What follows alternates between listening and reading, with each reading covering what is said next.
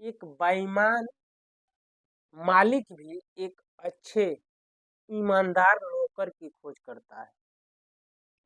जब वह अपने घर में किसी नौकर की खोज करने के लिए अपने अड़ोसी पड़ोसी सबसे कहता है कि कोई अच्छा व्यक्ति हो, ईमानदार हो, उसको बताओ, मैं अपने घर काम के लिए रखता हूँ, कार्य के लिए रखता हूँ। वो भले ही बेईमान दूसरों को ठगता रहता है, लेकिन अपने घर का काम करने के लिए जो है एक अच्छे ईमानदार नौकर की खोज करता है। वह भले ही समाज में वह दूसरे का धन गलत तरीके से अपनाता है, किस लिए अपनाता है? क्योंकि उसके अंदर लोभ भरा हुआ है। वह दूसरे के चीज को चाहता है कि मैं पागलों के भांति जो है उसको मैं हड़पता रहूं, लेता रहूं, छीनता रहूं, लेकिन वह ये समझ में उसकी ये नहीं आता कि ये झूठ मूठ का आडंबर मैं क्यों फैला रहा हूं।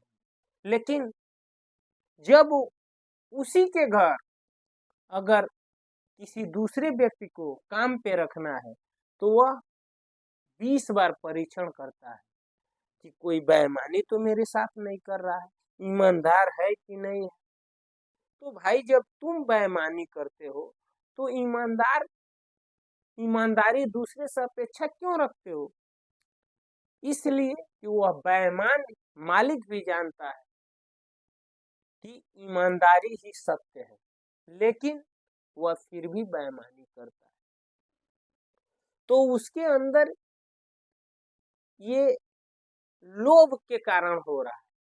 वह ये समझ नहीं पा रहा है कि ये भौतिक चीजें नश्वर है और एक न एक दिन ये समाप्त हो जाएगी और समाप्त हो जाएगी और वह खाली हाथ यहाँ से चला जाएगा। लेकिन फिर भी वह इस बात को नहीं समझ पाता। तो मित्रों, ये हमें कहानी ये सिखाती है कि बेईमान से बेईमान व्यक्ति एक ईमानदार व्यक्ति की खोज करता है अपने काम के लिए। तो उसे इस बात से सीख ले लेनी चाहिए कि जब मैं ईमानदार की खोज करता हूँ और मैं स्वयं गलत रास्ते पे हूँ, बेईमानी करता हूँ, तो इसका मतलब उसे इस बात पर भी विचार करना चाहिए कि जब मुझे एक अच्छे व्यक्ति की खोज है, एक ईमानदार व्यक्ति की खोज करना है, तो मैं तो स्वयं बेईमान बना हुआ हूँ।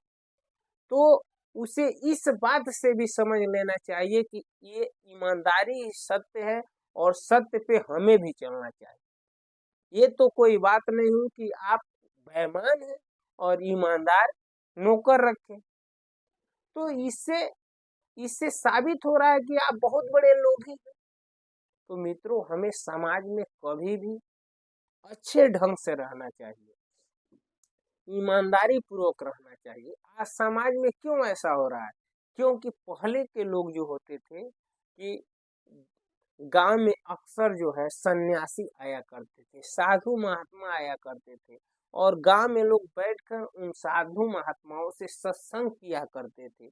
और जब हम ज्यादा सत्संग करते थे तो उसमें अच्छी अच्छी बातें बताई जाती थी कि लोभी व्यक्ति को अंत में क्या होता है, क्रोधी व्यक्ति का क्या होता है, जो है कामी व्यक्ति का क्या होता है। ये तमाम बातें जो है सत्संग में हमें सीखने को मिलती है। लेकिन हम जो है इस कलयुग में इस आध्यात्मिक बातें हमें अच्छा नहीं लगती है। ये मॉडर्न युग है और मॉडर्न युग में हमें लगता है कि सत्संग करना, धर्म ग्रंथों को पढ़ना ये ओल्ड मॉडल है। नहीं नहीं, ये आप इसको सुनेंगे तो इतनी नवीनता आपको नजर आएगी और समाज जो है अच्छा बन जाएगा। लेकिन हम और आप करते नहीं हैं। मित्रों, ये छोटी सी कहानी हमें बहुत सीख देती है कि ईमानदारी से रहना ही सबसे बड़ा सत्य है, क्योंकि एक बेईमान मालिक भी ईमानदार नौकर की खोज करता है। आज इस वीडियो में इतना ही। अगले वीडियो में फिर मिलते हैं, तब तक के लिए हरे कृष्णा, राम राम जी, नमस्कार, प्रणाम।